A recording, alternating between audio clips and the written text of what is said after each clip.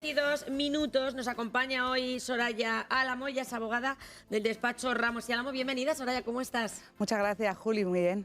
Pues llevamos varios días, incluso en nosotros, en nuestra redacción, supongo que ustedes en su casa preguntándose qué ocurriría o qué pasaría si nosotros nos viéramos en la misma situación que se están viendo los vecinos de Valencia. Esa finca prácticamente nueva, recién hecha, construcción de 2007, que arde, todavía se están investigando las causas y que se quedan sin absolutamente nada. Soraya.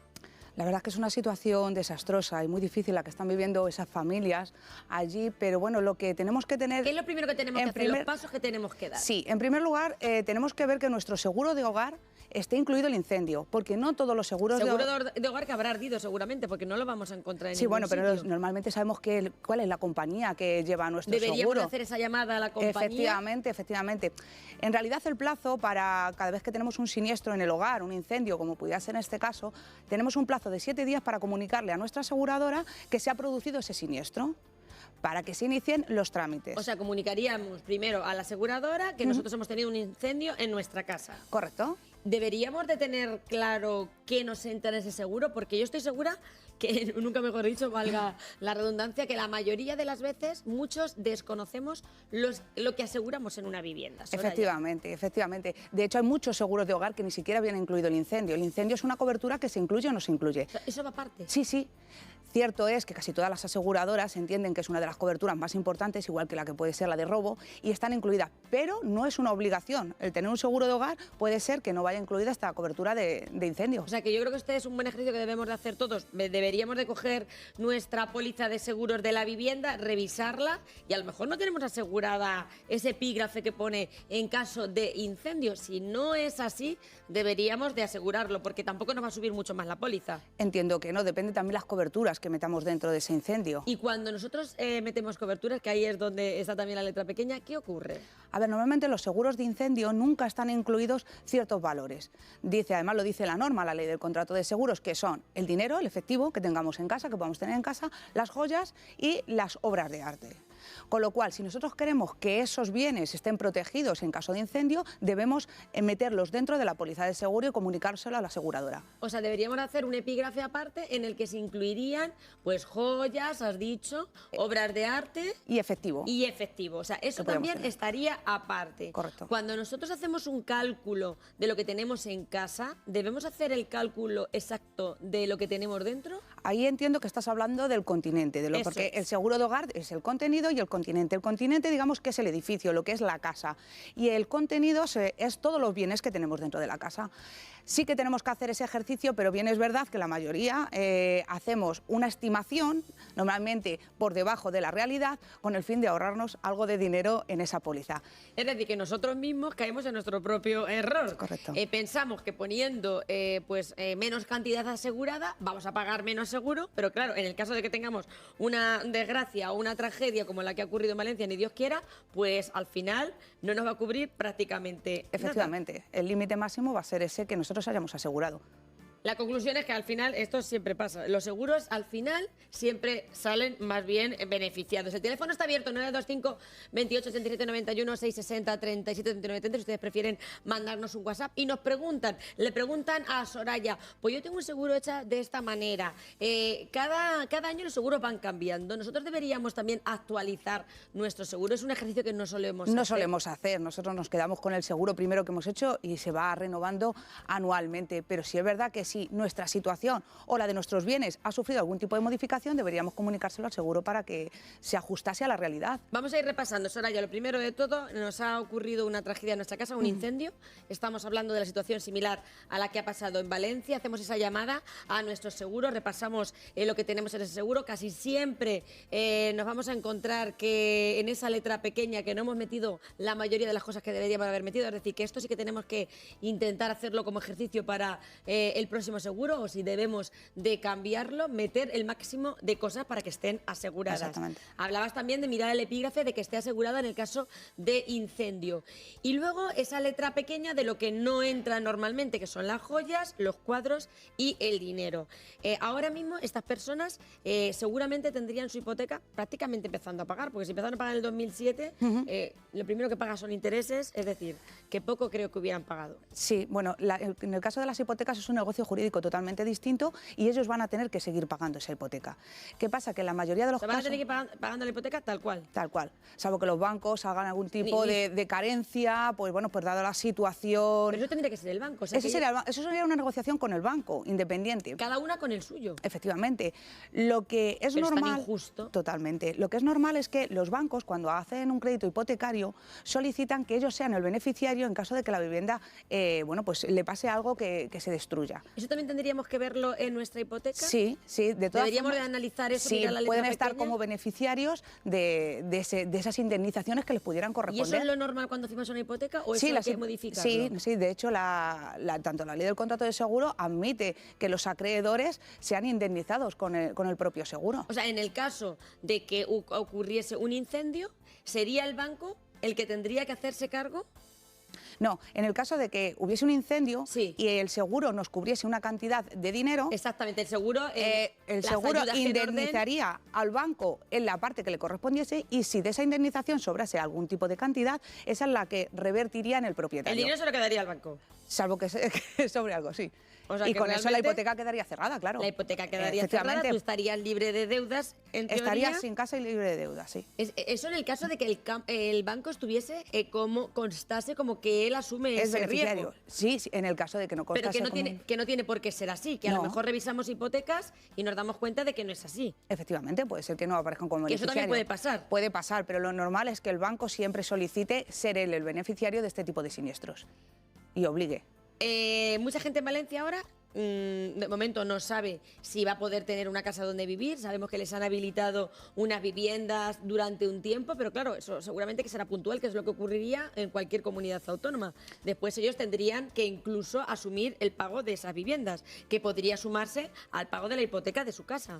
Claro, tendríamos que ver cómo quedaría su hipoteca, la hipoteca de su casa, en virtud de esas indemnizaciones que tendrían, que a lo mejor con la indemnización quedaría cubierta totalmente la hipoteca y quedarían libres de esa deuda, y en el caso de no quedar libres de esas deudas tendrían que pagar esa hipoteca porque es un negocio jurídico totalmente distinto y tendrían que hacer frente a lo que sería un alquiler o una compra de una nueva vivienda. Y ahora, eso en el caso de que nos hubiéramos podido salvar y que los miembros de la familia que estuviesen en esa vivienda no hubieran tenido ningún problema. Imagínate que hay una tragedia. Como sabemos que ha habido familias que incluso han perdido la vida, los 4 miembros de la familia, esos 4 personas, incluso un bebé de apenas 15 días que fallecían en el incendio. En ese caso, ¿qué pasa? Bueno, cuando pues mueren todos. En ese caso, sus herederos. Aquí ahora pasamos al tema hereditario. La herencia la forma el activo y el pasivo.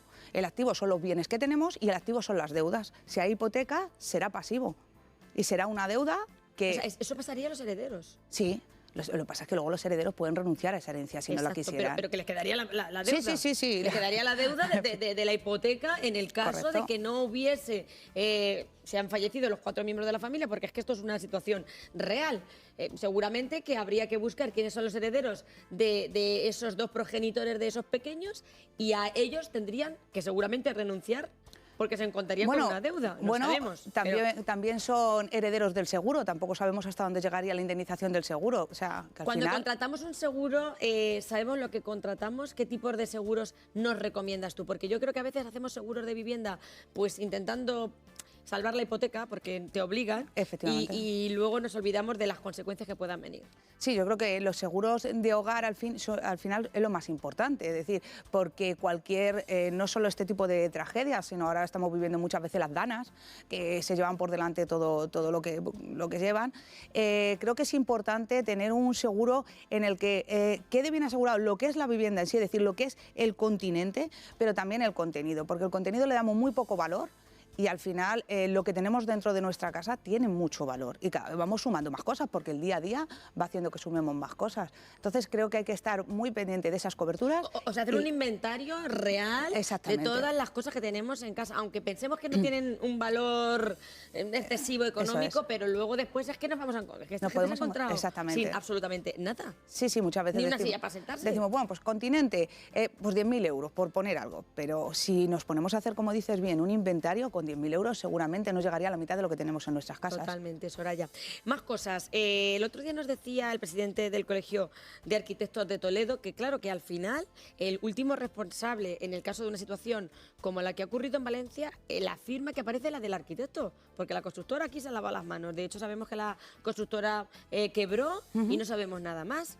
La responsabilidad. Bueno, eso corresponde. La constructora, después de haber sido la que ha construido, no tiene ningún tipo de responsabilidad. Las constructoras cuando hacen un edificio tienen el libro de edificio con las calidades que ponen y luego es el arquitecto el que certifica que esas calidades son las que se han puesto.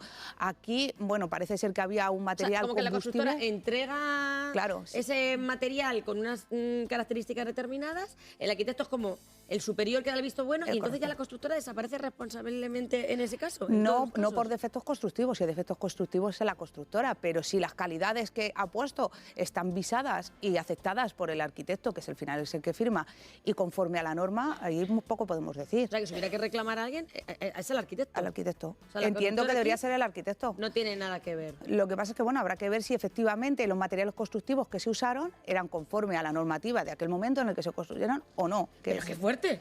O sea, las circunstancias porque han ido cambiando, las normativas han ido cambiando. El otro día estuvimos repasando la normativa con el arquitecto y en teoría todo lo que se puso en ese momento era correcto, o sea, los materiales que se estaban utilizando eran los adecuados, o sea, que seguramente que decía él, el compañero arquitecto de él, que firmó en ese momento ese documento en la Comunidad Valenciana, pues lo haría teniendo en cuenta la ley. Claro, lo hizo conforme a la norma, tampoco le podemos exigir otra cosa. Era la adecuada. Pero que no haya ningún tipo de responsable de la constructora, o sea, que no exista... Porque la constructora ha usado los materiales que estaban en el libro de edificio, que conforme ha dicho el arquitecto, son los que la norma establecía en aquel momento. Que hemos tenido este trágico accidente y que, de hecho, creo, y no estoy muy segura, que esa normativa se modificó y ya no se puede usar cierto tipo de poliuretano, etcétera, etcétera. De materiales que se usaron entonces, ahora se han dejado de utilizar. Y Soraya, si tuvieras que darnos unos tips básicos de cómo tenemos ahora mucha gente que seguramente que esté firmando su hipoteca, que tendrá hasta miedo. El otro día no sé qué me decía, pues mi padre tiene miedo de comprarse una casa en una finca, pues si arde. Entonces, que vamos a intentar también tranquilizar un poco a los espectadores. ¿Y qué cosas tenemos que tener en cuenta cuando adquirimos una vivienda? Bueno, evitando una situación como la que hemos... Cuando adquirimos una vivienda hay que, pues eso, tener un seguro de vivienda que recoja el incendio como uno de los siniestros que se cubren y que dentro de ese siniestro esté recogido lo que realmente vale esa construcción y todo el continente. De todas formas, en estos casos yo creo que ninguna indemnización puede resarcir el daño que se produce con un incendio de estas características. Totalmente. Y otra cosa, Soraya, si tuviéramos que hacer un seguro como es debido, ¿cuánto nos podría incrementar todos esos